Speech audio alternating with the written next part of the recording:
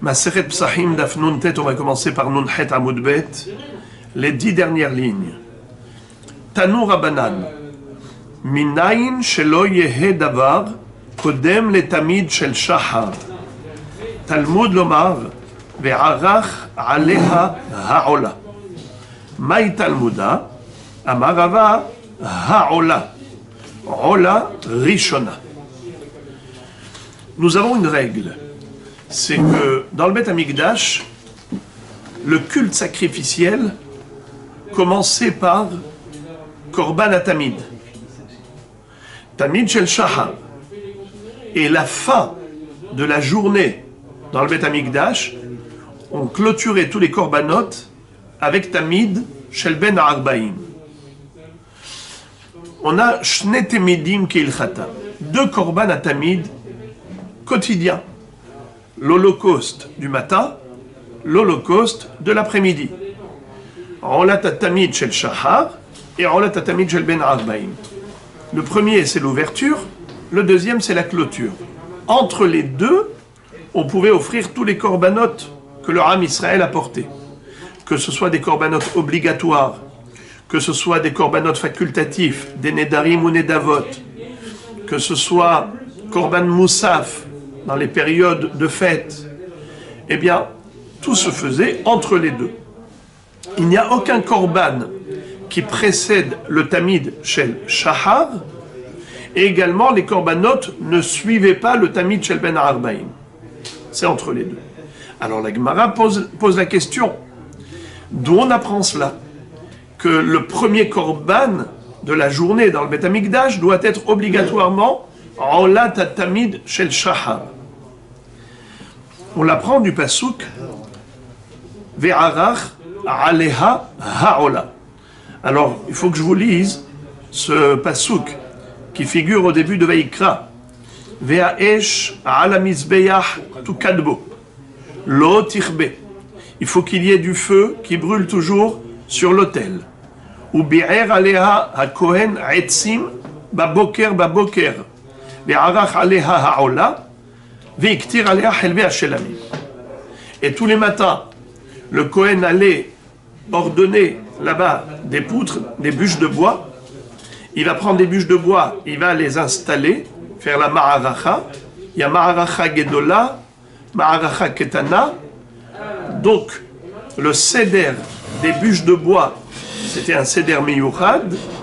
Ve'arach, comment c'est écrit? Ou bi'er aleha kohen etzim baboker baboker. Ve'arach aleha ha'ola. Et sur ce bûcher, il va installer les membres, il va positionner les membres du korban Olat Atamid du matin. Ve'hiktir aleha helve ha-shelamim. Et après, aleha, c'est-à-dire suite au korban Olat Atamid, comme on vient de dire, ve'arach aleha ha'ola, ve'iktir aleha helve ha-shelamim. Après avoir sacrifié le Ola, il sacrifie les shlamim.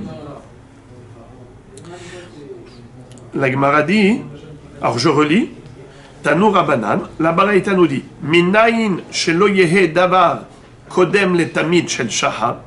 D'où sait-on qu'aucun korban ne peut précéder le Olat Tamid du matin?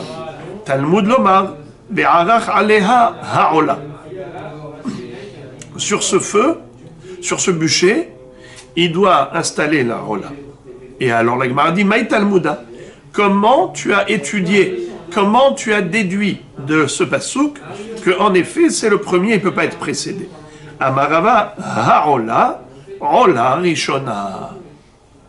Le he ayedira, c'est pour nous dire, avec l'article défini, la Ola, l'holocauste. Le fameux holocauste, c'est le korban atamid. Et c'est lui qui arrive le premier sur le bûcher. Et d'ailleurs, où est-ce qu'on retrouve que c'est Ola Rishona? Parce que dans Parashat Pinhas, lorsque la Torah nous parle de tous les korbanot, elle commence d'abord par le Olat Atamid. Le Olat Atamid du matin, c'est ce qui est écrit en premier dans Parashat Pinchas où on a tous les korbanot. ומנין שאין דבר קרב אחר תמיד של בין הארבעים. תלמוד לומר והקטיר עליה חלבי השלמים.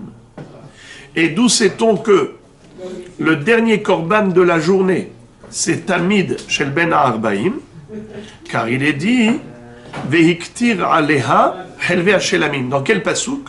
Celui que je vous ai lu de Vaïkra. Je relis la fin du pasouk. Ve'arach aleha ha'ola, Veiktir aleha helve hashelamim. Il va installer le korban ola sur le bûcher.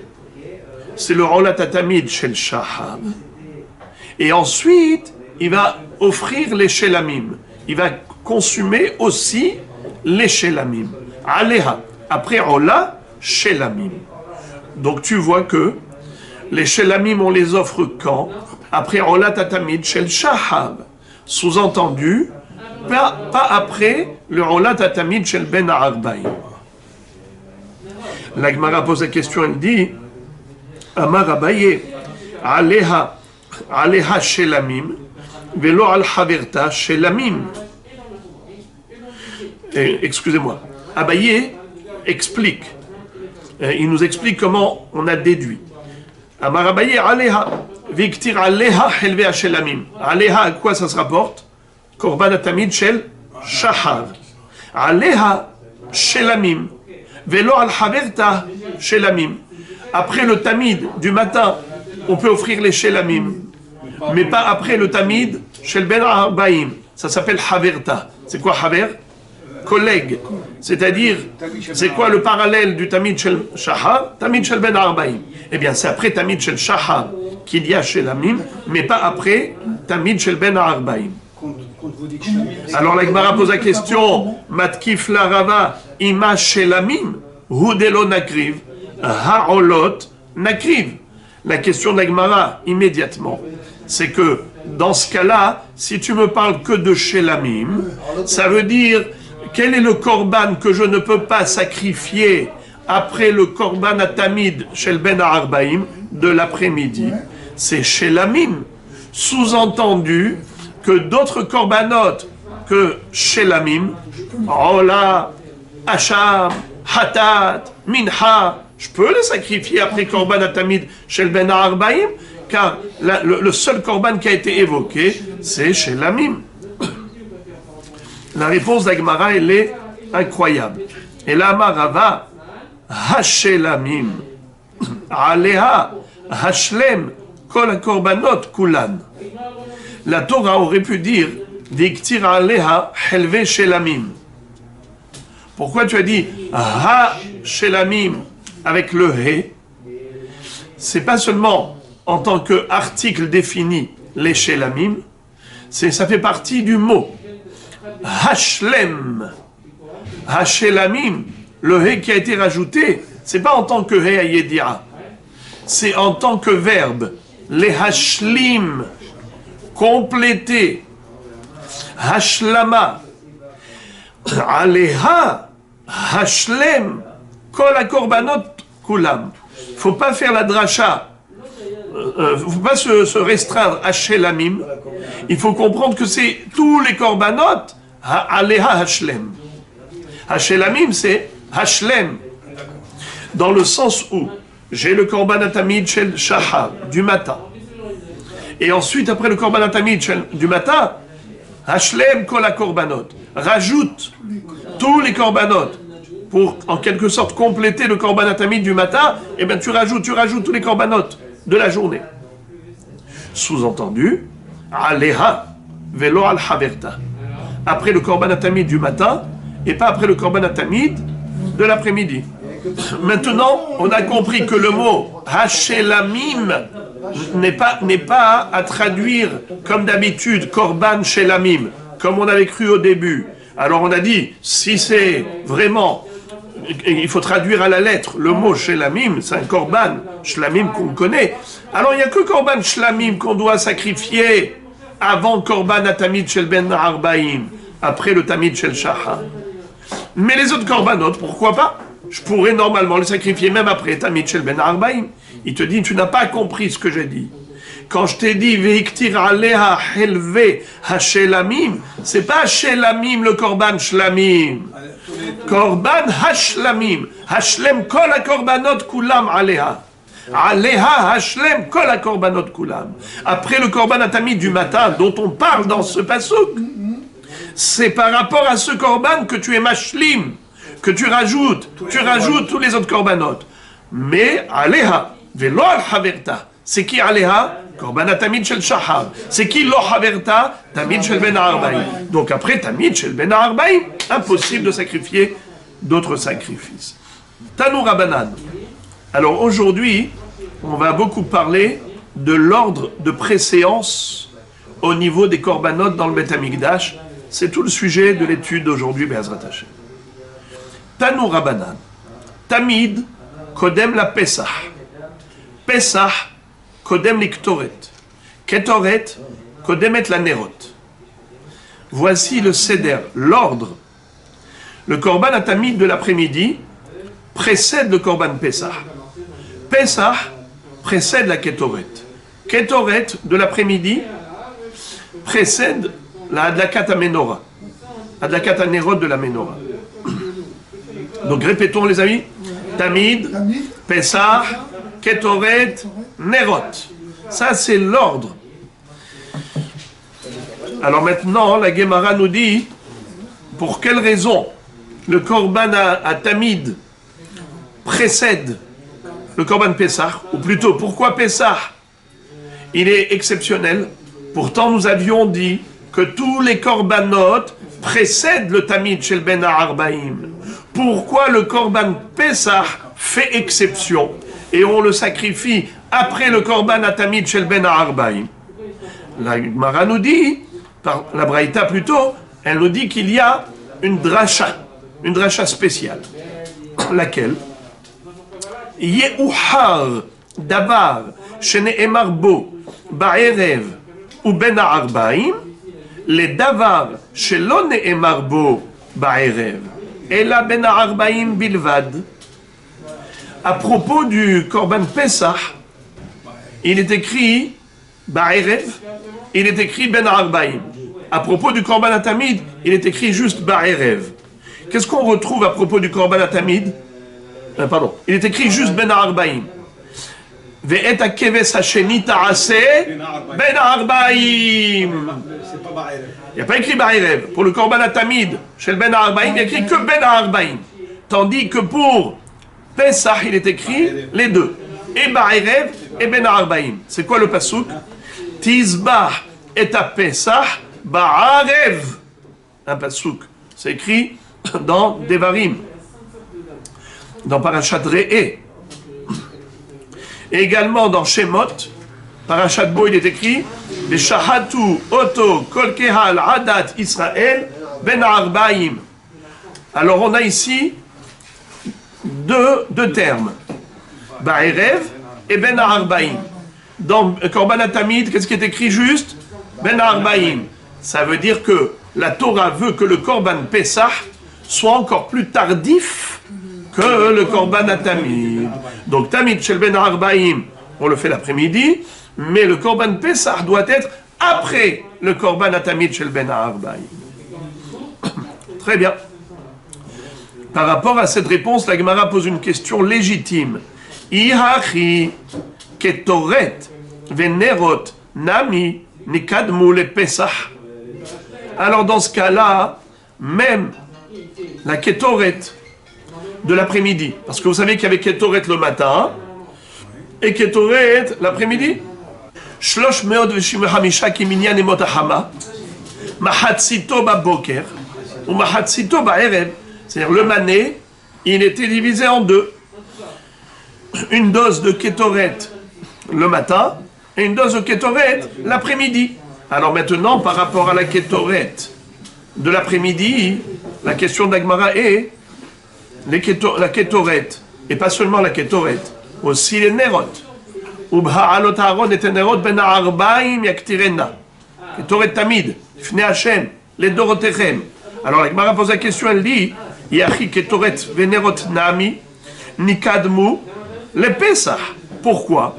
Ye'uhar davar shene'emar bo ba'erev ou ben ha'arbaim le davar shelo ne'emar bo ela ben ha'arbaim bilvad. D'après la raison que tu m'as donnée pour m'expliquer pourquoi Korban Pessah est sacrifié après le Korban Atamid de l'après-midi, c'est par rapport aux terminologies employées par la Torah.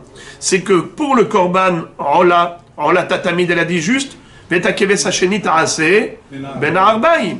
Alors que pour le Korban Pessah, elle a employé deux termes Tizbah et Pessah, Ba'arev. Elle a également écrit le Shahatu Otokolke al Adat Israël Ben Arbaim. Alors Ba'arev et Ben Arbaim, c'est plus tardif que Ben Arbaim tout seul. Alors la question se pose, pourquoi donc les Nerot la Ketoret de Ben Arbaim et les Nerot de Ben Arbaim n'ont pas lieu avant le Korban Pessah? On aurait dû dire comme ça, Korban Atamid Shel Ben Arbaim. Je parle de la veille de Pessah, Korban Atamid Shel Ben Arbaim. Ensuite, Ketoret. Ensuite, Nerot. Ensuite, Korban Pessah. Puisque Korban Pessah, il y a écrit deux fois Ba'erev et Ben Arbaim. Donc il doit être le plus tard possible. Réponse. Sha'ane hatam de mi'et rahamana oto detanya ya'aroch oto Aaron ubanav me'erev ad boker ten la middatah שתהיה דולקת מערב עד בוקר. דבר אחר, שאין לך עבודה שכשרה מערב עד בוקר, אלא זו בלבד.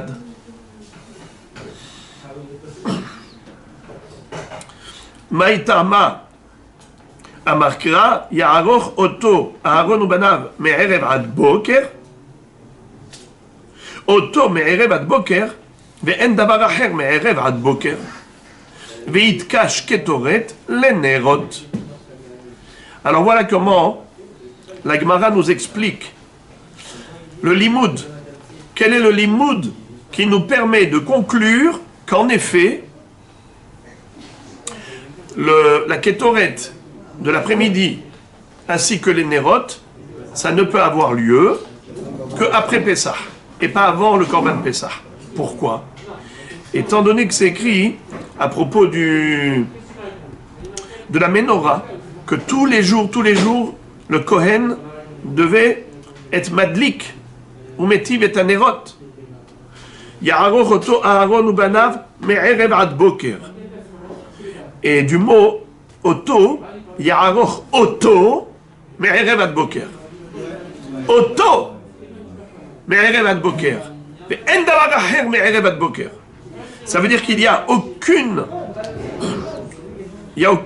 mitzvah qui peut se faire dans le Beth Amikdash, mi'erev ad boker, à part la Ménorah, et également la Ketoret. Pourquoi la Ketoret? Pourtant, le passouk Ya'aroch oto Aaron ou banav mi'erev ad boker, ça parle que de la Ménorah. Et donc tu me dis, la Ménorah, ça peut se faire la nuit. Alors qu'aucune autre avoda, à part Oto, il n'y a pas de Me'erev ad Boker. Oto Me'erev ad Boker. Ve'en davar acher Me'erev ad Boker. Donc ça exclut Pessah. C'est-à-dire que Pessah, c'est forcément avant la Ménorah. Pessah, c'est forcément avant la Ménorah. Maintenant, d'où je sais que la Ketoret aussi, c'est après Pessah. Tamid, Pessah, Ketoret, Nerot. Alors, Nerot, tu m'as démontré que Nerot, ça vient après Pessah. C'est-à-dire, on a un limoud. Oto me'erev ad boker. Mais ça parle de la Ménorah. Comment tu fais rentrer la Ketoret? Réponse, au cash. La Torah a comparé la Ketoret au Nerot. Dans quel pasouk? Ubha'alot Aaron et Nerot ben Arbaim yaktirena. Encore une fois, Ubha'alot Aaron et Nerot ben Arbaim yaktirena. Ce qui fait que le Zman de la Ketoret, c'est le Zman des Nerot. Et les Nerot, on a démontré que c'est après Pessah, parce que c'est quelque chose qui se fait justement pour la nuit. Puisque ça se fait pour la nuit, et ça peut se faire même carrément la nuit, alors c'est sûr que c'est le dernier. Nerot, c'est en dernier, comme Avoda Bebet Amigdash. La Hadlakat Amenora, c'est la seule Avoda qui peut se faire même la nuit. Tandis que, et puisque Ketoret, ça a été comparé à Nerot, donc c'est forcément Merouhar. Parce que, en fait, on mettait dedans de l'huile. Combien on mettait dans chaque godet de la menorah? Hatsi log shemen, un demi-log de shemen.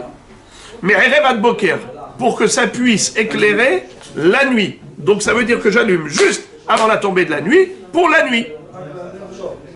Alors si c'est le zman des Nerot, c'est aussi le zman de la Ketoret, puisque la Torah a juxtaposé les deux sujets, Ketoret et Nerot, dans ce pasouk, ou Beha'alot Aaron et Anerot, Ben Arbaim, Yaktirenna, la Ketoret, il est Maktirota, Beha'alot Aaron et Anerot. Donc les deux sont les plus tardifs. On a compris pourquoi il y a cet ordre de préséance, Tamid Shel Ben Arbaim, Korban Pesach, Ketoret et Nerot. Après, on va poser la question, pourquoi on dit Ketoret et Nerot? Pourquoi on ne dirait pas Nerot et ensuite Ketoret? D'ailleurs, dans le Passouk, A'alot, Aaron et Anerot ben Arbaim, Yaktirenna. Alors, on a même l'impression que la Ketoret vient après les Nerot. Pourquoi tu me dis d'abord Ketoret et ensuite Nerot? On verra ça après. Juste, on pourrait se poser la question, pourquoi est-ce qu'on ne ferait pas la Shrita du Korban Pessah la nuit?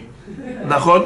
Parce que si on a trouvé le passouk qui dit Ba'erev et Ben Arbaim, alors pourquoi est-ce qu'on ne mettrait pas carrément même la nuit faire Shrita?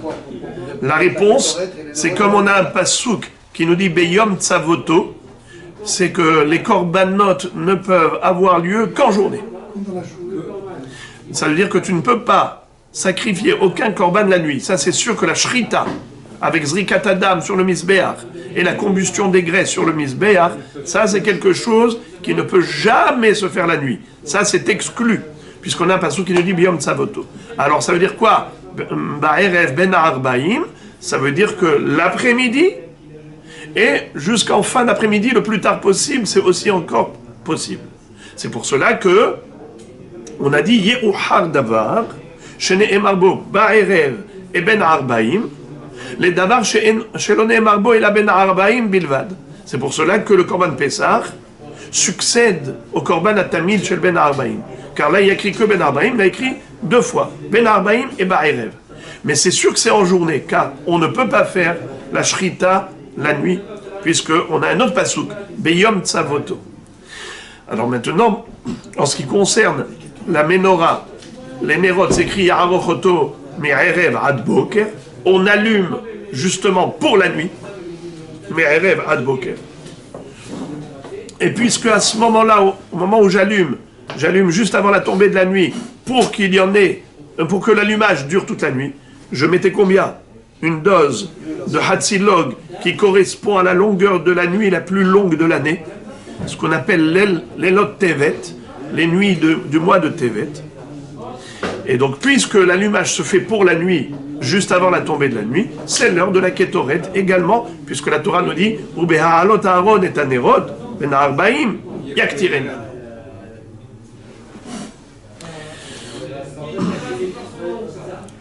Très bien. Vetania Kikushian. Behemet, la Gemara nous dit que, en effet, nous avons une braïta qui dit juste le contraire de la braïta précédente. Elle est en mahloket avec la braïta précédente. Tania Kikushian, la braïta qu'on va étudier maintenant, elle correspond à la question qu'on avait posée précédemment. C'est quoi? Tamid kodem liktoret, uktoret kodemet la nerot, venerot kodmot la pesach. Vous entendez? D'après cette braïta, c'est quand qu'on fait Korban Pessah, la shrita du Korban Pessah, ça arrive quand? En dernier. D'abord Tamid Shel Ben Arbaim, ensuite Ketoret, ensuite Nerot, et ensuite Korban Pessah. Mais toujours l'après-midi, pas la nuit. Seulement que ça arrive en dernier. Ce que nous, on avait posé sous forme de question, et on a donné ensuite un limoud de Yaharoch Otto, mais Erev Ad Boker, pour répondre à la question et dire, on a un limoud spécial pour dire que il n'y a rien qui est plus tardif au Nerot de la Menorah. Donc le Korban Pessah, il est forcément avant. Eh bien, la Gemara maintenant nous cite une braïta qui dit non, pas du tout. Korban Pessah arrive après l'allumage de la Menorah. Donc l'après-midi, je fais Tamid Shel Ben Arbaïm, je fais la Ketoret, je fais Adakat à Nerot à Menorah, et ensuite, Shrita de Korban Pessah. Et maintenant, regardez ça. Tamid Kodem Iktoret, Ktoret Kodemet la Nerot, Nerot Kodmot à Pessah. Pourquoi? Pour quelle raison? Yehuhar Davar Shenemar Bo Ba'erev ou Ben Arbaïm. Les Davar chez l'Onemar Bo et la Ben Arbaïm Bilvad. C'est logique. Quand tu regardes les psukim, pour la Ketoret et les Nerot, qu'est-ce qu'il y a écrit? Ben Arbaïm Yaktirena. Ou Ba'alot Aron et Nerot Ben Arbaïm Yaktirena. Alors que pour Pessah, il y a les deux termes. Ba'erev, Tisbach et Pessah Ba'arev. Ve'shahatu de Kolke al-Adat Israël. Ben Arbaïm. La Gemara pose la question, elle dit Ve'aktiv Oto. Comment cette baraïta peut contredire la baraïta précédente et être en mahloket avec elle? Mais la baraïta précédente, elle s'est appuyée sur un pasouk pour faire une dracha de Ya'aroch Oto. Me'erev ad boker. Je relis le pasouk. Ya'aroch Oto, Aharon ubanav me'erev ad boker. De quoi on parle? On parle de la Menorah. Donc, qu'est-ce que tu fais avec ce bolimoud? Réponse. Cette baraïta va te dire que le mot auto, regardez à quoi il sert. Hay auto, mi ba'ele le ma'ute, avoda shebifnim. Umay nihu ketoret. Salka datach amina. Ho'il uktiv ube'alot aron et anerot. Ben arbaim yaktirenna. Ima. Nadlik nerot beresha vehadar naktir ketoret mi'ed rahamana oto. Tu veux savoir à quoi il sert le oto? Il vient en effet pour te dire que les nerot c'est le plus tardif. Mais le plus tardif de quoi? Non pas de avodot chez Bahutz et la avodot chez Bifnim. On a deux secteurs, plutôt trois. Dans le Beth Amikdash, il y avait Kodesh, Kodesh à Kodashim, et il y avait aussi la Hazara. Hazara, Kodesh et Kodesh à Kodashim. On a la Hazara, le Echal et le Saint des Saints. Où se trouvait la Menorah? Le Mizbeach HaKetoret, ça se trouvait où? Dans le Echal, dans le Kodesh. Dans le Kodesh à Kodashim, il y avait le Aaron à Kodesh. Le Kohen Gadol, il rentrait qu'une fois par an.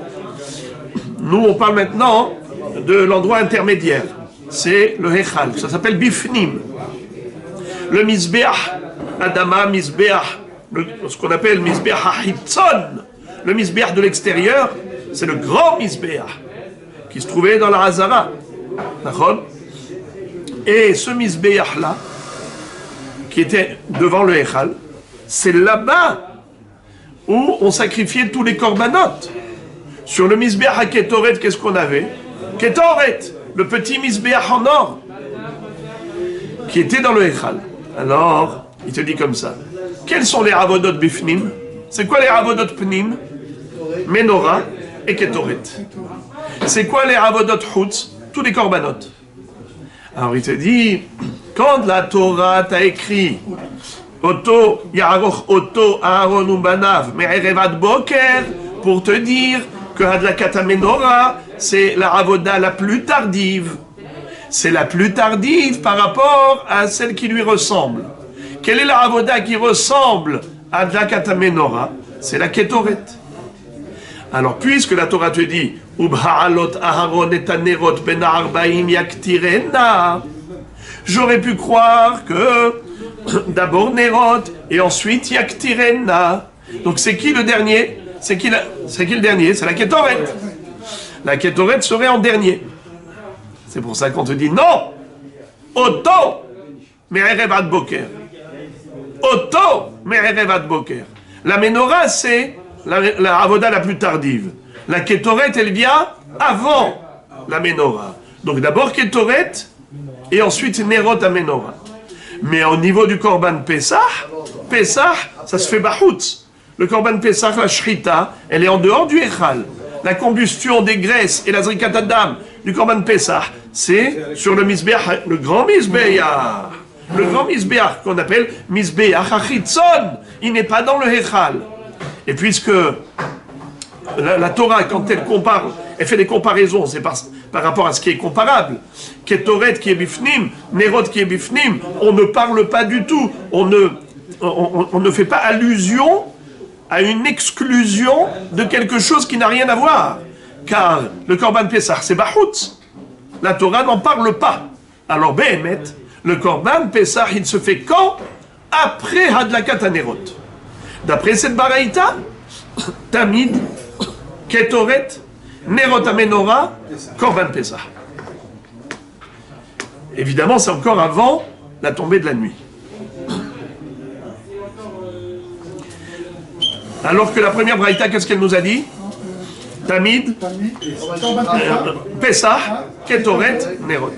Alors la Gemara pose la question, elle dit Ela ben Arbaim yaktirena lamali, Achi Ka'amar, Be'idan de Madlekat, Nerot, Tehemi Katra Ketoret. Le problème, c'est que le Passouk nous prête à confusion. Ubha alot Aaron et Nerot ben Arbaim yaktirena. Comment on comprend si on traduisait littéralement? D'abord, tu fais les Nerot, tu allumes les Nerot, et ensuite, la Ketoret. Ou Ba'alot Aaron et Nerot ben Arbaim, yaktirena. Et là, maintenant, qu'est-ce que tu me dis? Pas du tout. Tu me dis d'abord la Ketoret, ensuite Nerot. Alors quoi, tu contredis le Passouk? Comment la dracha de Otto, Yaharoch Otto, elle vient contredire un Passouk? Alors il te dit non, ça ne contredit pas. Il faut simplement comprendre le Passouk différemment. Achika Amar Hamana. Voilà ce que Akadosh Baruch Hu voulait te dire dans la Torah. Be'idan de Madlekat Nerot Tehi Mekatera Ketoret. Au moment où le Kohen allume les Nerot, il faut que la Ketoret a déjà été Nikteret, déjà consumée. Donc c'est pas qu'il va faire, il a déjà fait. Donc Yaktirena, c'est pas au futur. Et la yaktirena, ça veut dire que c'était dans l'anticipe passé. Ça veut dire que c'est déjà fait. Et maintenant, nouvelle baraïta.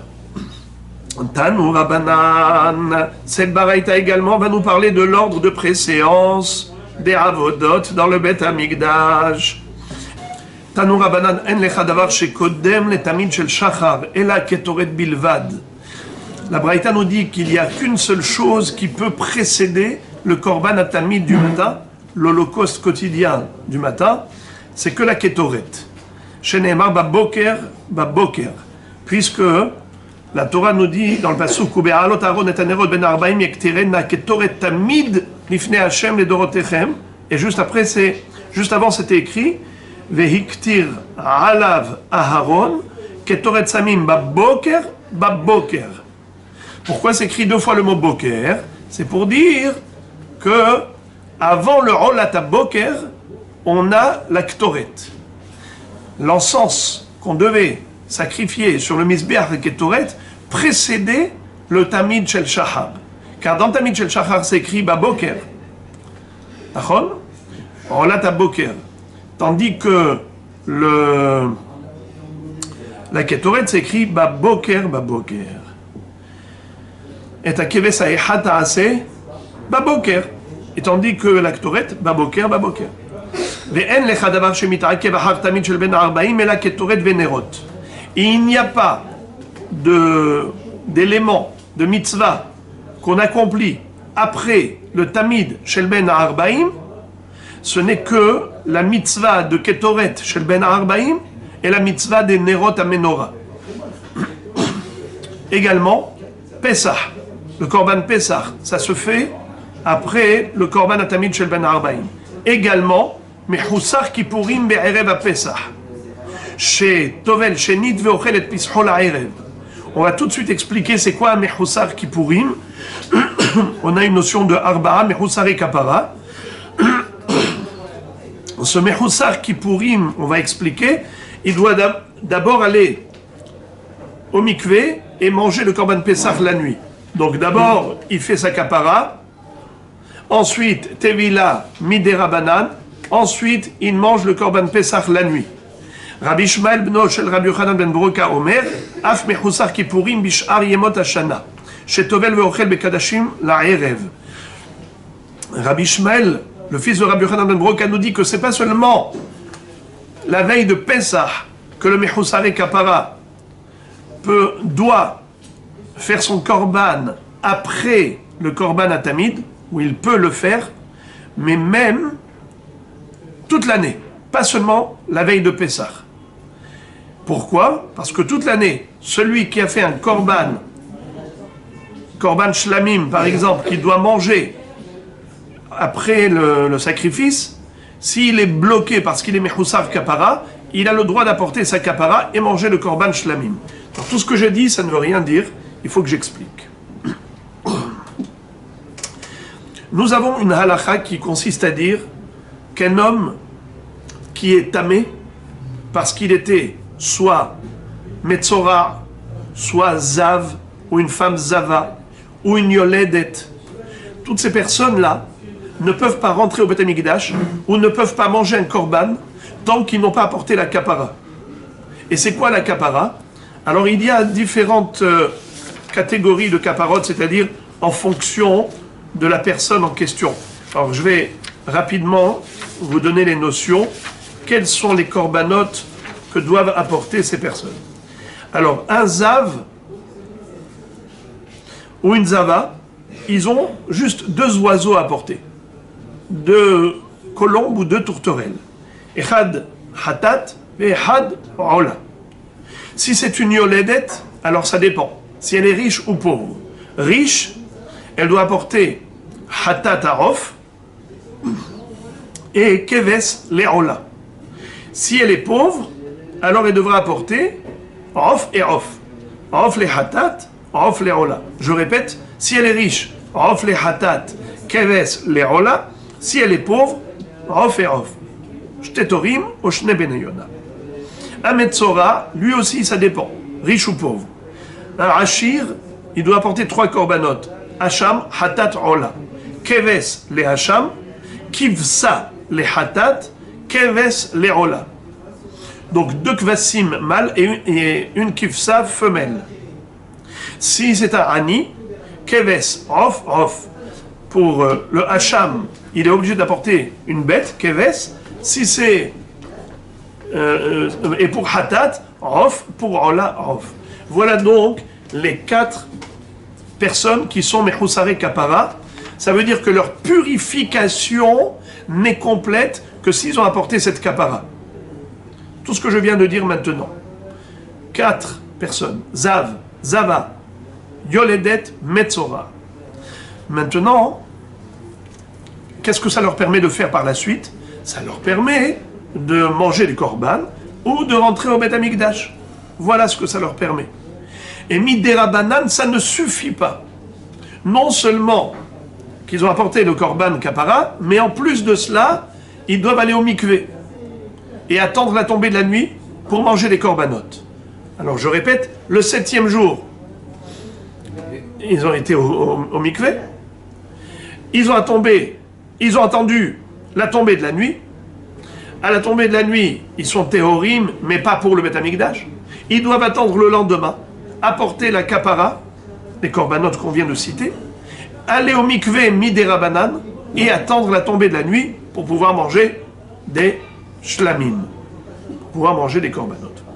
Imaginons que la veille de Pessah, c'est Arba, Mechusare Kapara, Zav, Zava, Yoledet, Metzora. Imaginons que ces personnes-là se sont rendues compte l'après-midi, c'est-à-dire après le Korban Atamid Shel Ben Arbaim, se sont rendus compte qu'ils n'ont pas encore apporté la Kapara. Normalement, il n'y a pas de Korban qu'on peut sacrifier après le Tamid Shel Ben Arbaim. Mais d'autre part, ils sont entre le marteau et l'enclume, car on ne peut pas sacrifier un korban, après Tamid Shel Ben Arbaim, mais d'autre part, on ne peut pas faire le korban Pesach et manger le korban Pesach si on est mechusar et kapara. Qu'est-ce qu'il fait? Eh bien, c'est ça le chidouche. La mitzvah Aseh du Korban Pesach repousse la mitzvah Aseh, qui consiste à dire qu'après, que je n'ai pas le droit d'offrir un sacrifice après le Tamid Shel Ben Arba'im. Aseh, Dohe, Aseh. Un Aseh important du Korban Pesach repousse la mitzvah Aseh d'offrir les korbanot avant le Tamid Shel Ben Arba'im. C'est quoi cette mitzvah Aseh? Aleha Hashlem Kol HaKorbanot Kulam. On avait déjà vu ça avec Tir Aleha Helve Hashelamim. Aleha Hashlem Kol HaKorbanot Kulam. Alors répétons, quelles sont les 4 exceptions? Qu'est-ce qu'on peut faire après le Tamid Shel Ben Arba'im? Premièrement, la Ketoret Shel Ben Arba'im, puisque Mahatzito Baboker ou Mahatzito Ba'erev, on a la Ketoret. Ensuite, Nerot, la Menorah. Ensuite, Korban Pesach, c'est aussi un Korban qu'on sacrifie après le Tamid Shel Ben Arba'im. Et également, un Mechoussar Kippourim, Zav, Zava, Yoledet et Metzora, s'ils ont oublié d'apporter leur kapara avant le Korban Pesach, avant le Tamid Shel Ben Arba'im, la veille de Pesach, eh bien on n'a pas le choix. Ils vont devoir sacrifier leur kapara pour pouvoir sacrifier ensuite le Korban Pesach. Et Tovel Shenit ve'ochel et Pisho la'erev. Et Midei Rabbanan, ils doivent aussi aller au mikvé et manger le Korban Pesach la nuit. Rabbi Ishmael beno shel Rabbi Yochanan ben Broka Omer, Af mechusar kippurim bish'ar yemot hashana, shetovel ve'ochel bakodashim la'erev. Rabbi Ishmael nous enseigne un chidouche extraordinaire. Et il nous dit qu'en effet, il y a une autre exception. C'est pas seulement la veille de Pessah. Les Arbara mechusare kapara, toute l'année, si jamais ils avaient offert un korban shlamim, c'est-à-dire qu'avant le Tamid Shel Ben Arba'im, ils ont fait un sacrifice. Ils ont fait la shrita du korban shlamim. Un korban shlamim, qu'est-ce qu'on en fait avec? Alors il y a, j'allais dire, 3 consommateurs. Le Mizbeach, le Kohen et le Israël. C'est pour ça que c'est écrit shlamim, shalom au pluriel. Shalom la Gavoa, shalom la Kohanim, shalom la Be'alim. On va partager en 3. Qui est-ce qui mange le rov de la viande? C'est le propriétaire. Mais d'abord, les graisses, on les a sacrifiées sur l'autel et on a donné au Kohen Hazé Vachok, la poitrine et la patte, l'épaule droite, n'est-ce pas? Hazé Vachok, on donne au Kohen. Il fait quoi? Il mange le Kohen? Il mange. Alors le Kohen mange Hazé Vachok, mais d'abord on a sacrifié les graisses sur le Mizbeach. Donc ça fait que le propriétaire aussi va devoir manger la viande du Korban Shlamim. Après qu'on ait sacrifié les graisses sur le Mizbeach, après que le Kohen a mangé le Hazé Vachok, alors maintenant le reste de la viande est mangé par qui? Par le Israël. Mais maintenant, le problème c'est quoi? C'est que, imaginons que le Zav ou la Zava ou la Yoledet ou le Metzora qui avaient fait ce Korban Shlamim se sont rendus compte qu'ils avaient oublié d'apporter leur kapara, la kapara du 8e jour. Ils devaient l'apporter avant le Tamid Shel Ben Arba'im, l'holocauste quotidien de l'après-midi. Le shlamim n'est pas quotidien? Non, le shlamim c'est facultatif, c'est quand on apporte. Maintenant, ils ont déjà fait la shrita, ils ont déjà fait zrikat adam, et ils ont déjà sacrifié les graisses. Maintenant, qu'est-ce qu'on a? On a la viande pour le Kohen, on a la viande pour le propriétaire, mais le propriétaire, il ne peut pas manger. Or, il a une mitzvah de manger. Shni yamim velayla echad. Le jour d'Ashrita de Shlamim, la nuit et le lendemain. Il y a une mitzvah de manger. Mais cette mitzvah, il ne peut pas l'accomplir puisqu'il est encore tamé, entre guillemets tamé. Pas vraiment tamé, mais par rapport au korban, il est considéré tamé. Qu'est-ce qui peut être mechaper? Qu'est-ce qui peut le purifier? C'est le korban qui doit apporter, qu'on a appelé tout à l'heure kapara. Tout ce que j'ai énuméré en préambule. Alors, Mahadin, maintenant s'il s'est rendu compte qu'il n'a pas apporté la kapara, dans ce cas, nous dit Rabbi Ishmael, il pourra offrir le korban de kapara après le Tamid Shel Ben Arba'im, de manière très exceptionnelle. Alors récapitulons, d'après Tanakama, quand est-ce que cette exception a lieu de pouvoir sacrifier une kapara après le Tamid Shel Ben Arba'im, c'est uniquement une fois par an, le 14 Nissan. Puisqu'il y a obligation de manger Korban Pessah, il ne peut pas manger Korban Pessah s'il n'a pas apporté d'abord sa kapara. Mais Rabbi Ishmael, Beno Shel Rabbi Yochanan Broka, nous dit que c'est pareil toute l'année. Quelqu'un qui a déjà fait la shrita, le sacrifice de Korban Shlamim, avant le Korban Atamid, il a le droit, après le Korban Atamid, d'apporter la kapara pour pouvoir manger le Shlamim qu'il a déjà sacrifié avant le Tamid Shel Ben Arba'im. Alors la Gemara pose la question, elle dit Bish lama letanakama yavo assez de Pesach sheyesh bo karet vitre assez de Hashlama she'en bo karet. Et là les Rabbi Ishmael ben Rabbi Yochanan ben Broka may ulme de assez me assez. Encore d'après Tanakama, je peux comprendre la raison pourquoi il peut apporter de manière très exceptionnelle la kapara à sacrifier après le Tamid Shel Ben Arba'im. Pourquoi? Parce qu'il y a une mitzvah de manger le Korban Pessah. La mitzvah Aseh de Korban Pessah, elle est plus importante que la mitzvah Aseh de Aleha Hashlem Kol HaKorbanot Kulam, qu'on apprend du Pasuk, Viktir Aleha Helvea Shelamim. Aleha Hashlem Kol HaKorbanot Kulam. De ce Pasuk qu'on a déduit l'interdiction d'offrir des sacrifices après le Tamid Shel Ben Arba'im. Mais cette interdiction, elle découle de quoi? D'une mitzvah Aseh. Lav haba miklal Aseh, Aseh.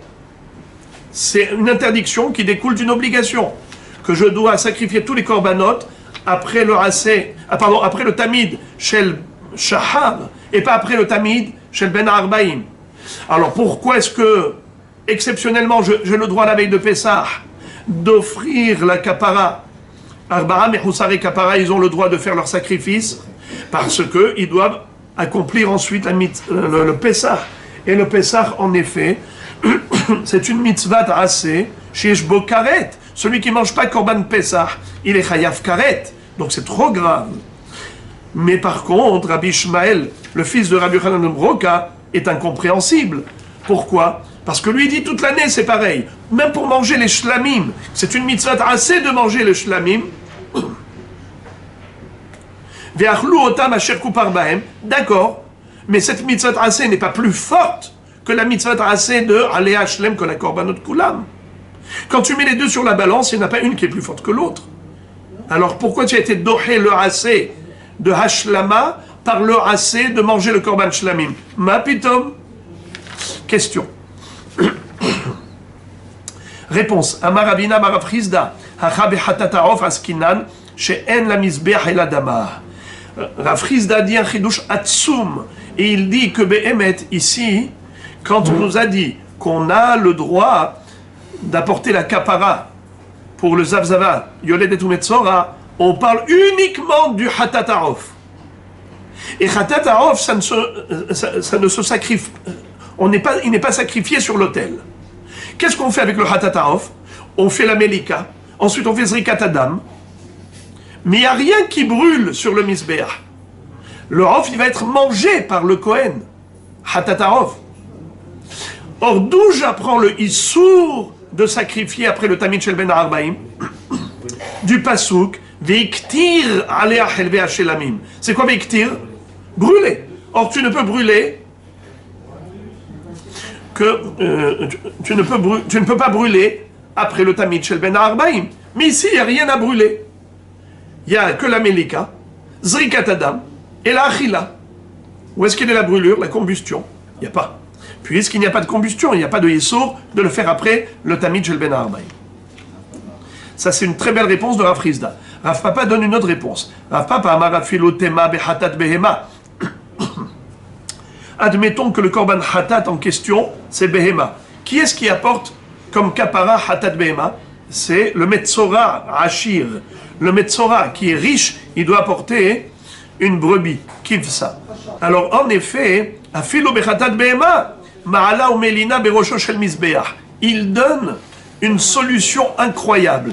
C'est-à-dire que tu prends les graisses de la kivsa, de la brebis, tu as fait la shrita, c'est vrai, avant le Tamid Shel Ben Arba'im. Pardon, excusez-moi. tu as fait la shrita de Korban Shlamim avant le Tamid Shel Ben Arbaim. Et maintenant, après le Tamid Shel Ben Arbaim, tu t'es rendu compte que tu n'as pas apporté la kapara. Alors tu peux apporter la kapara, mais au niveau de la kifsa, tu vas lui faire la shrita, tu vas faire zikat adam. Qu'est-ce que tu n'as pas le droit de faire? De consommer les graisses. Tu n'as pas le droit de brûler les graisses. Eh bien, c'est pas grave. Tu prends les graisses, tu les montes là-haut et tu les poses sur le misbéach. Ils vont passer la nuit à côté du feu. Ça veut dire que tu ne vas pas les brûler. Parce que tu n'as pas le droit de brûler des graisses d'un korban autre que le Tamid Shel Ben Arbaim après le Tamid Shel Ben Arbaim. Pas de problème. Les graisses, tu les poses à côté. Sur le misbéach, mais à côté du feu. Pas dans le feu. Et quand est-ce que tu vas les mettre dans le feu? Le lendemain matin, après le Tamid Shel Shahar. La Gemara dit, ok, tu as trouvé une solution pour le Hatat. Mais Va'ika Hacham, pourtant il y a, pour le Metzora, il doit apporter également Keves les Hacham. Son Korban Hacham, qu'est-ce que tu vas faire? Il ne peut pas le sacrifier après le Tamid Shel Ben Arbaim. Bish la malera papa inu de melin là, et la lera frise d'amaïka les méma. La Gemara dit, pour Rav Papa, la solution elle est facile. Tu fais la même chose que le hatat, tu prends les graisses, tu les déposes là-haut, sur le misbéach à côté du feu, pas dans le feu, et le lendemain matin, après le Tamid Shel Shachar, tu brûleras les graisses du hatat et du hacham. Tout va bien. Et la lera frise d'amaïka les méma, mais d'après Rav Frisda, pour qui ça ne marche pas ça? La preuve c'est qu'il a trouvé. La seule réponse qu'il avait trouvée, c'était Hatatarov. C'est-à-dire que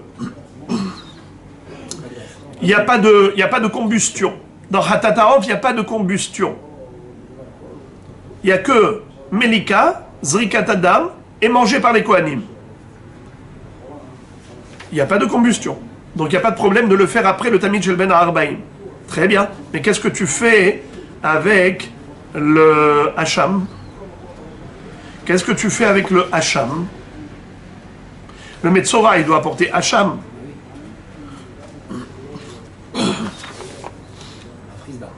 Je répète. Bish la malerav papa inu de melin là. Et les Rav Frisda maïka le memar. Encore d'après Rav Papa, il y a une solution. Il laisse les graisses là-haut. Mais d'après Rav Frisda, qui n'a pas donné cette solution, qu'est-ce qu'on peut dire? Amré, Shekvar Karab Hachamo. Lui, Rav Frisda, il va te dire qu'en effet, il n'y a pas de solution pour le Hacham. Quand on nous a dit qu'on peut faire la kapara après Tamid Shel Ben Arbaim, ça parlait d'un cas où le Metzora, il avait déjà apporté la kapara Hacham, il avait déjà apporté la kapara éventuellement de Ola, mais pas de Hatatarov. Donc comme il manquait le Hatatarov, il peut apporter le Hatatarov, ce Ani là, ce Metzora Ani, il peut. Pourquoi? Parce que de toute façon, il n'y a rien qui brûle sur l'autel, il n'y a pas de Issou de sacrifier après le Tamid Shel Ben Arbaim.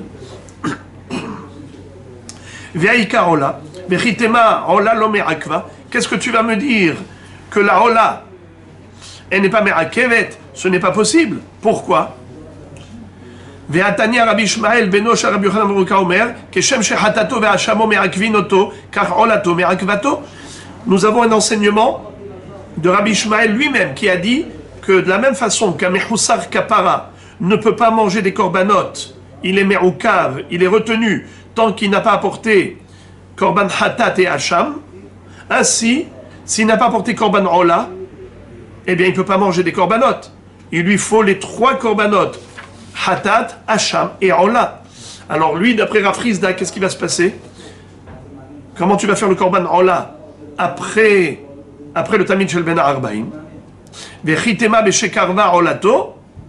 tu vas me dire qu'il a déjà été makriv, la Ola, exactement comme tu as donné une bonne réponse pour le Hacham, Kvar Karab Hachamo, on parle d'un cas où il avait déjà fait le Korban Hacham, alors ainsi il a déjà fait Korban Ola, qu'est-ce qui lui manquait? Juste Korban Hatat, et Hatat c'était Off, Hatat à Off, il n'y a pas de combustion, voilà pourquoi c'était permis. Cette réponse ne marche pas. Pourquoi? Est-ce que ça existe un korban ola avant korban hatat? Ve'atania, pourtant dans l'ordre de préséance, hatat, il devance la rola. Ve'atania, ve'ekriv et asher la hatat rishona.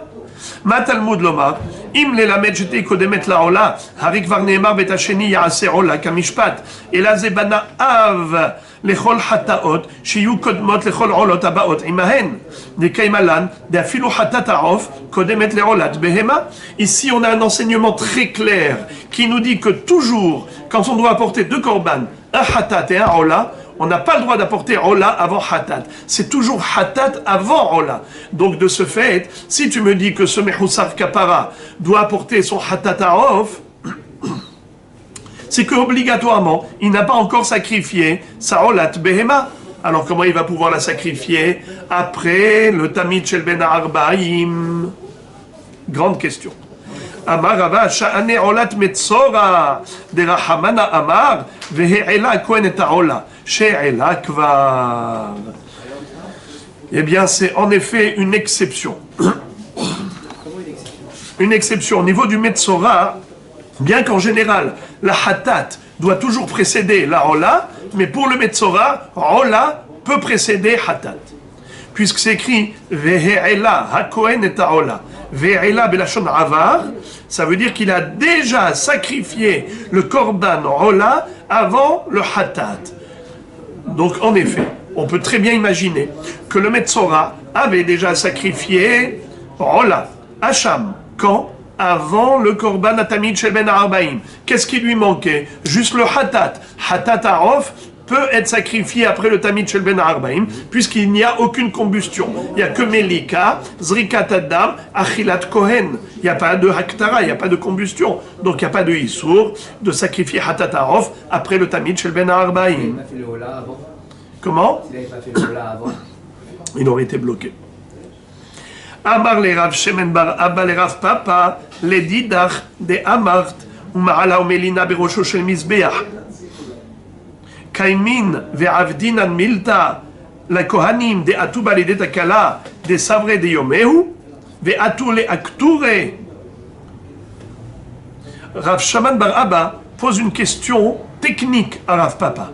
Il lui dit, d'après toi qui dit que on a une solution pour le hatat du metzora, c'est quoi? Même si c'était une behema, il y a une solution. Tu as dit pas comme Rav Rizda hatat aof, même si c'était hatat behema. D'accord? Un metzora ashir, qui doit apporter une kivsa. Malgré tout, il y a une solution. Comment? Prends les graisses, tu les poses là-haut, et si tu poses les graisses en haut, alors c'est bon. La Gemara dit comment tu peux faire une chose pareille, mais techniquement tu induis les Kohanim en erreur. L'ifneri vers l'otiten mirchol, ne mets pas d'obstacle devant l'aveugle. Pourquoi? Parce que quand les Kohanim vont voir les graisses là-haut, c'est sûr que ces graisses, on ne peut pas les sacrifier quand? On ne peut pas les sacrifier quand? Non, on ne peut pas les sacrifier avant le tamid shel shahab, avant le tamid du matin. Donc, on va sacrifier les tamis du matin. Après, il y a des kohanim qui arrivent, ils voient ici des graisses. Ils vont croire que ces graisses, c'est quoi? C'est des graisses du sacrifice d'aujourd'hui. Et puisque c'est d'aujourd'hui, on a le droit de les laisser pour les brûler pendant la nuit. Or, ici, en l'occurrence, on n'a plus le droit. Parce que c'est des graisses de la veille. Alors, tu dois obligatoirement les sacrifier aujourd'hui.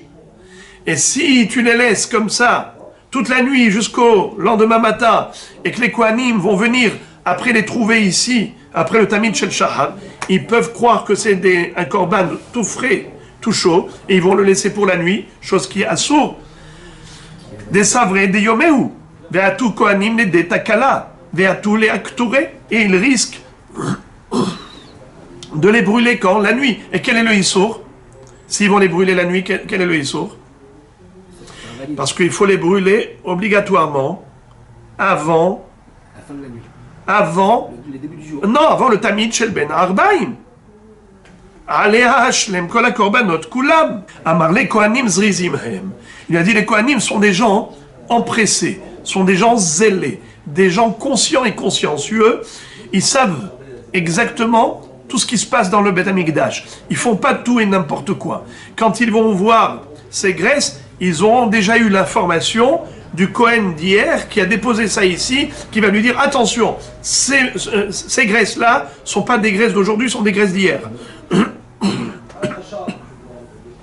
Et donc de ce fait, ils vont le savoir. Et ils vont le sacrifier avant le Tamid Shel Ben Arbaïm. Il n'y a pas de risque qu'ils attendent la nuit pour les brûler.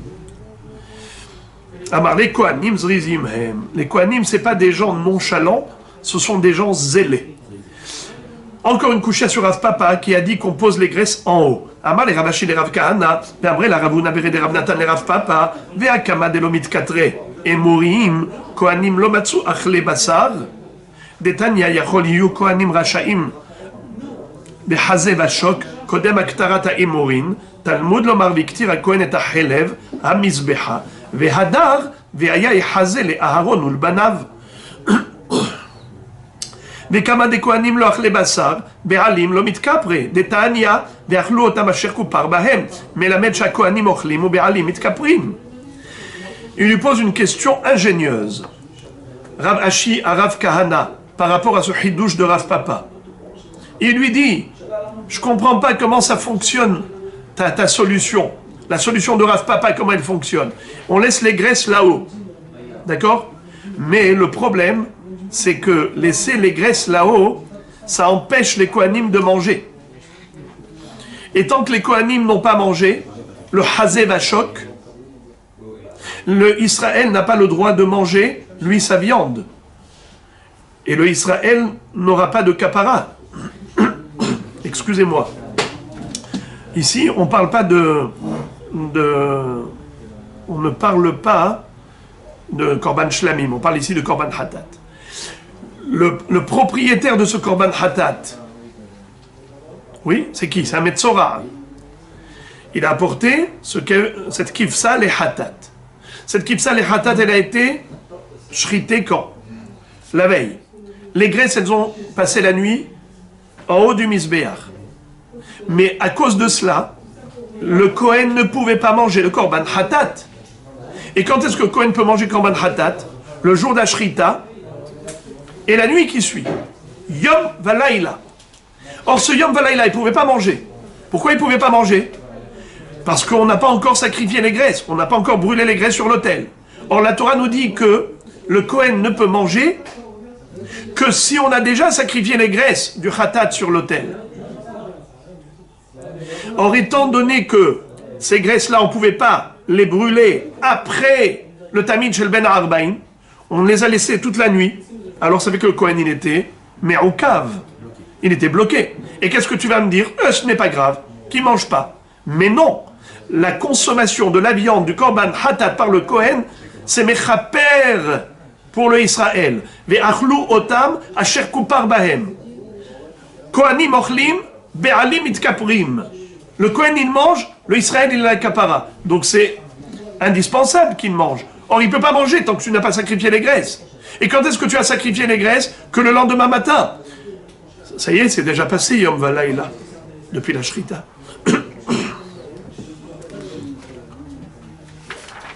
Amar le kevan de lo efshar, asaum kemi shenitmeu o she'avdu, detanya yachol nitmeu emorim o she'avdu lo yiu kohanim zakaim bechaze vashot, Talmud lomar ve'aya hechaze le Aharon ulbanav mikol makom.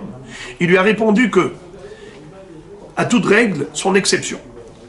Puisqu'ici, lo efshar, on est bloqué.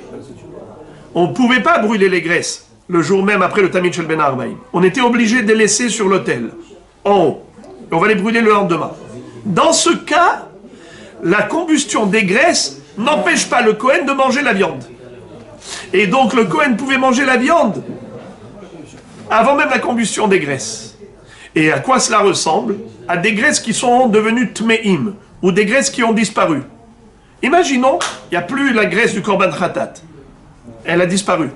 Nevda. Ou bien, Nitma. Il n'y a plus. Alors qu'est-ce qu'on fait? On va dire que le Kohen, il ne peut pas manger? Oui, il peut manger. Et bien maintenant, puisqu'on n'a pas le choix que de poser les graisses en haut et de les brûler le lendemain, mais le lendemain, ce ne sera plus mangeable pour le Kohen parce que c'est Yom Valaïla, eh bien, il pourra manger même avant la combustion des graisses. Très bien. Maintenant, la Gemara nous cite un débat. Rav Kahana Rami, Ktiv velo yalin helev hagi ad boker.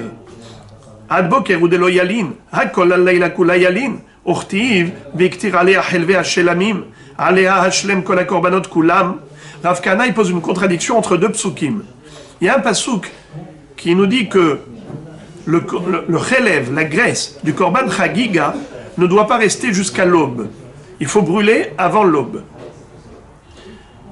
Donc, la graisse, elle peut rester toute la nuit, mais pas jusqu'à l'aube. Par exemple, 5 minutes avant l'aube, tu as le droit de brûler encore. Ça veut dire que l'interdiction, c'est juste de laisser jusqu'au lever du jour. Mais si c'est pendant la nuit, tu peux brûler. Pourtant, Urti Viktir Alea Helve Hashelamim, Alea Hashlem Kol HaKorbanot Kulam. Pourtant, du Passouk, qui nous dit Viktir Alea Helve Hashelamim, on a appris que la Haktara des Emorim, tu dois brûler les graisses quand? Avant le Tamid Shel Ben Arbaim. Après le Tamid Shel Shachar, avant le Tamid Shel Ben Arbaim, tu dois brûler les graisses. Viktir Alea Helve Hashelamim. Comment tu peux brûler des graisses la nuit? Mais c'est après le Tamid Shel Ben Arbaim. Contradiction. Hu motivla ve mefarekla. Kshenitotu. Lui-même, Rav Kahana qui a posé la contradiction, il a répondu. Et il va dire comme ça. Normalement, il faut brûler les graisses avant le Tamid Shel Ben Arbaim. Mais si, incidemment, les graisses sont restées jusqu'après le Korban à Tamid Shel Ben Arbaim, Nitotru, puisqu'on a déjà fait Zrikat Adam avant le Tamid Shel Ben Arbaim, juste on n'a pas eu le temps de les brûler, dans ce cas-là, tu as le droit de les brûler, et quand? Même toute la nuit, jusqu'avant l'aube. C'est pas considéré comme du notar. Ni totrou, c'est le même, c'est le lachon notar, attention. C'est pas un notarou, ni totrou.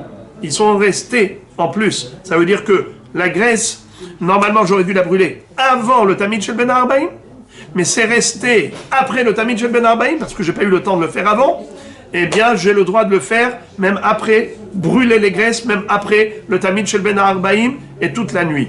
Et d'où je le déduis, de quel pasuk? Velo yalin helef hagi ad boker. Ne laisse pas passer la nuit la graisse du korban hagiga jusqu'à l'aube. Sous-entendu qu'avant l'aube, tu peux encore brûler. Mais avant l'aube, comment tu peux brûler? Pourtant, c'est après le Tamid Shel Ben Arbaim. Réponse que c'est moutar, kshenitotru. Malgré nous, il y a eu un surplus, on n'a pas pu le faire avant, on peut le faire après, seulement il faut respecter le timing avant l'aube.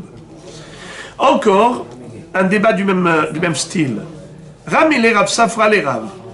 Rav Safra a posé une contradiction à Rav, une contradiction entre deux psukim. Ktiv, velo yalin la boker zeva haga pasah. La boker ou de lo yalin? Hakol alayla yalin. Ve'aktiv, olat shabbat ve'shabbato, ve'lo olat hol be'shabbat, ve'lo olat hol biyom tov. D'une part, tu me dis que la graisse du korban Pesach, qui doit être sacrifiée, il faut la brûler sur l'autel avant l'aube. Velo yalin, faut pas qu'il passe la nuit, la boker jusqu'à l'aube, zeva haga pasach, le korban du Pesach. Sous-entendu, la boker ou delo yalin, tu peux pas passer toute la nuit jusqu'à l'aube. Hakolalay yalin, mais tu peux rester toute la nuit jusqu'avant l'aube. 5 minutes avant le lever du jour, tu peux encore brûler les graisses du korban Pesach. Et pourtant, il est écrit Ve'aktiv, olat shabbat be'shabbato, ve'lo olat hol be'shabbat, ve'lo olat hol biyom tov. On peut sacrifier les graisses d'un korban à tamid du Shabbat pour Shabbat, pendant Shabbat. Le korban à tamid du Shabbat, pendant Shabbat, je peux brûler les graisses. Olat shabbat be'shabbato. Mais est-ce que j'ai le droit, par exemple, de prendre les graisses du vendredi après-midi, qui est un jour de hol, et de les brûler le soir du Shabbat, vendredi soir, à Sour, velo olat hol be Shabbat, ou bien erev yom tov, j'ai un korban ola, Tamid Shel Ben Arbaim, de la veille de Yom Tov, et je voudrais brûler les graisses pendant Yom Tov, la nuit. Interdit. Très bien. Alors maintenant, comment ça se fait que la veille de Pessah, 14 Nissan, c'est un jour de hol. La veille de Pessah, c'est un jour de hol. J'ai fait la shrita du korban Pessah, j'ai de la graisse. D'abord, je fais Zrikat Adam. Après j'ai de la graisse, il faut la brûler. Qu'est-ce qu'on a dit? Qu'on peut la brûler toute la nuit. Mais toute la nuit, c'est Yom Tov. Comment le 14 Nissan au soir, qui est un Yom Tov, tu vas brûler les graisses du Korban Pessah? Mais c'est un Korban Pessah qui a été shrité la veille, qui est 14 Nissan, qui est un jour de Hol. On apprend du Pasuk, Olat Shabbat be Shabbato, Velo Olat Hol be Yom Tov. Amarle, Rav a répondu, Kvar Amieni Hale, Rav Abba Barchia le Rabbi Abahu, Veshanele. Il lui a dit, cette question a déjà été posée par Abba Barchia à Rabbi Abahu. Il lui a déjà répondu. Achabe Arba Asar, Shehaliot be Shabbat Askinan, Dehel be Shabbat Kerevin be Yom Tov. Ici, on parle d'un 14 Nissan, pas comme tous les autres. C'est un 14 Nissan qui est tombé Shabbat. Alors, puisque le Korban Pessah, on l'a sacrifié pendant Shabbat, on a le droit. Bemoado afilou be Shabbat. Alors, ces graisses-là, on pouvait les brûler Shabbat, on pouvait les brûler aussi Yom Tov qui suit. Ok. Parce qu'on ne pouvait pas les brûler Shabbat. Même si on pouvait les brûler Shabbat, mais ça s'appelle Olat Shabbat be Shabbato. Un jour sacré pendant un jour sacré. Tu as le droit de brûler les graisses d'un jour sacré pendant un jour sacré. On n'a pas le droit de brûler les graisses d'un jour de Hol pendant un jour sacré. Mais tu as le droit de brûler les graisses d'un jour très sacré comme Shabbat pendant Yom Tov qui est moins sacré que Shabbat. Pareil? Amar le mishum de Hel ve Shabbat krivin bi Yom Tov anam nikum ve nimale de haikra de arbasar shechaliot be Shabbat ou dirtiv. Il lui a dit, est-ce que parce que la halakha autorise de sacrifier les graisses de Shabbat pendant Yom Tov, parce qu'on va dire Olat Shabbat be Shabbato, alors on va dire que le pasuk qui dit Velo Yalin la Boker Zeva Haga Pasah, on va dire que ça parle d'un 14 Nissan qui est tombé Shabbat, mais dans le pasuk il n'y a pas écrit que c'est Shabbat. D'où tu m'as sorti ça?